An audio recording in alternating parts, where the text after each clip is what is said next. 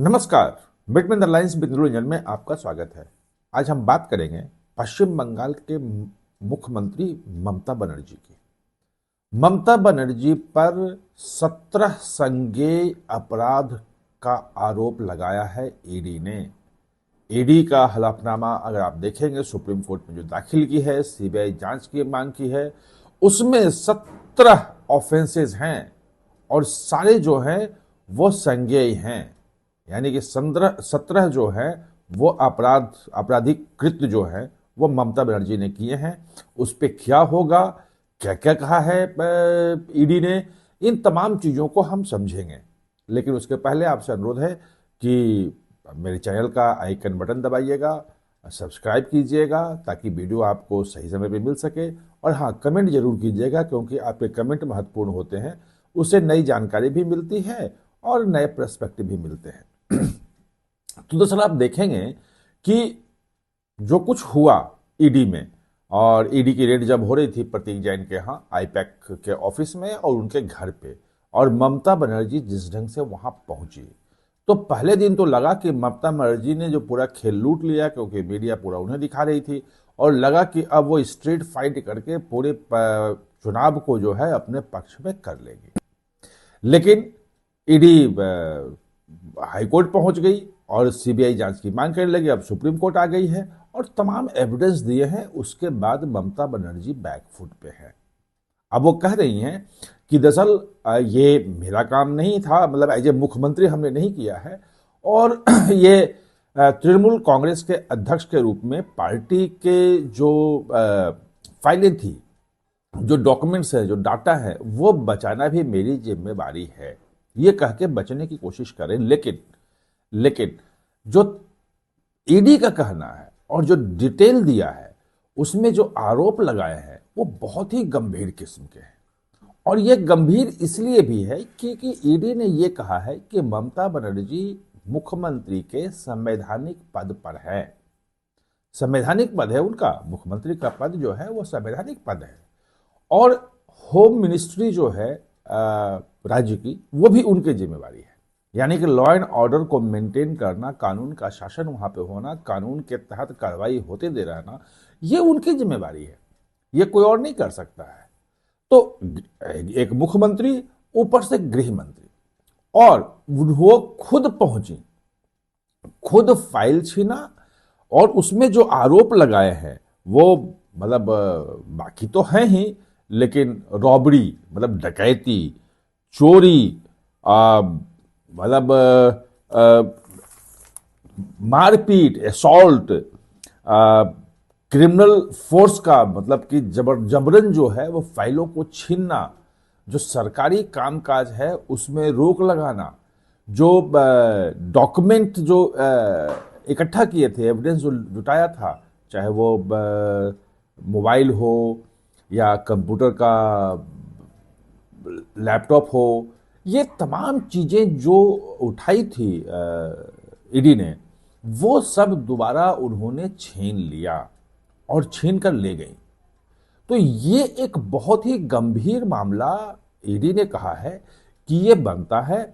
और ये इतने 17 संज्ञेय अपराध, मतलब कि एक अपराध अगर इस ढंग का हो तो नॉन बेलेबल है। कॉग्निजेंस ऑफेंस का मतलब यह है कि नॉन बेलेबल है।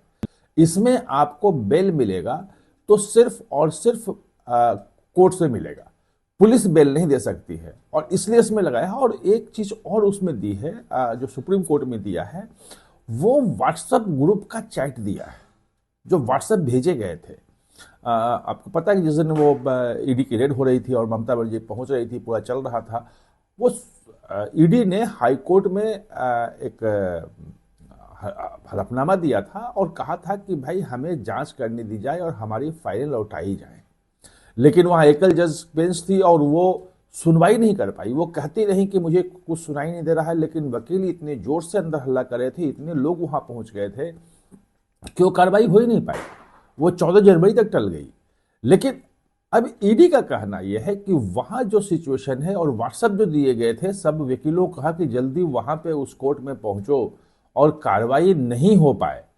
यानी कि हाई कोर्ट को संविधान के तहत उस राज्य में जो कुछ भी हो रहा है किसी की भी बात सुनने का अधिकार है, लेकिन एक संवैधानिक कोर्ट को भी सुनवाई नहीं करने दी गई, उसके प्रोसीडिंग्स को रोक दिया गया।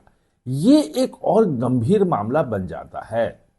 और अब सुप्रीम कोर्ट में बात आई है, ऐसे ममता बनर्जी ने कैविएट लगाया है इसमें, मतलब तृणमूल कांग्रेस ने, कि पहले हमारी बात सुनी जाए, उसके बाद ही सुप्रीम कोर्ट कोई फैसला दे, एक तरफा सुनवाई करके न दे।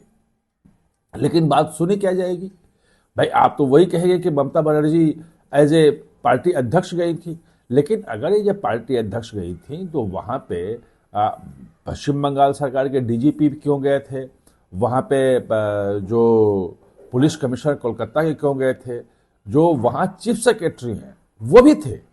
यानी कि ईडी की एक जांच हो रही है उसमें, और उस ईडी ने डिटेल दिया है, सुप्रीम कोर्ट में सौंपा है कि देखिए ये जो प्रतीक जैन है और उसकी जो आईपैक है उसमें 20 करोड़ रुपए जो है वो कोयला चोरी घोटाले के गए हैं। और कोयला चोरी घोटाले का दिया है कि कैसे 2742 करोड़ का घोटाला है 10 सालों में। 2010-11 में ममता बनर्जी की सरकार आई थी, उसके बाद से चल रहा था। 2020 में सीबीआई ने एफआईआर दर्ज की थी और उसने कहा है कि हमारी ये ऑनगोइंग जांच है, इसमें हम लगातार कार्रवाई कर रहे हैं। ये जो कह रही है मतलब तृणमूल कांग्रेस कह रहा है और ममता बनर्जी जो कह रही हैं कि 2020 का मामला 6 साल बाद चुनाव के पहले कर रहा है, तो ईडी ने साफ साफ मना कर दिया है कि नहीं, ऐसा नहीं, हमारी लगातार जांच इसमें चल रही है और पूरी टाइमलाइन दी है कि कैसे कैसे कितने के कब कब अटैचमेंट किए, किससे पूछताछ हुई, क्या क्या चीजें उसमें हो रही है, वो डिटेल दिया है। अब सवाल यह है कि सुप्रीम कोर्ट का रुख इसमें क्या हो सकता है। जो ममता बनर्जी की जो भी कहें, लेकिन ईडी की जो अपील है वैसे सीधे सीधे उसमें ये नहीं कहा है कि ये वहां पे राष्ट्रपति शासन लागू किया जाए, क्योंकि वो कह भी नहीं सकता है। लेकिन हाँ, इशारा जरूर किया है कि वहां पे लॉ एंड ऑर्डर की ब्रेक की स्थिति है और सेंट्रल एजेंसी जब भी कोई जांच करती है उस जांच में हमेशा जो तृणमूल सरकार है, ममता बनर्जी सरकार है, उसका यही रुख होता है। यानी कि अगर कोई छोटा मोटा कार्यकर्ता भी अगर तृणमूल कांग्रेस का फंस रहा है तो जांच को कैसे रोका जाए, जांच के में अधिकारी जो है उसको कैसे डरा धमकाया जाए, कैसे पूरे जांच को ड्रिल किया जाए, इसकी पूरी कोशिश करते हैं और पूरा पैटर्न है ये। और पुराने जितने मामले, संदेश खाली से लेके और बाकी एनआईए के ऊपर जो हमले हुए थे, वो तमाम चीजें, वो सब कुछ दी है उसमें। तो यानी कि अब ममता बनर्जी के खिलाफ इतने संगीन 17 जो है मामले गिनाए हैं उसने, ईडी ने। अब देखते हैं सुप्रीम कोर्ट में क्या होता है। जो कुछ भी होगा हम आपके पास लेके आएंगे। आप हमारे साथ जुड़े, इसके लिए बहुत बहुत धन्यवाद। और हाँ, चैनल को सब्सक्राइब करना ना भूलें, इसका बेल आइकन दबाएं ताकि नया वीडियो कोई भी आए तो उसका नोटिफिकेशन समय पे आपको मिल जाए।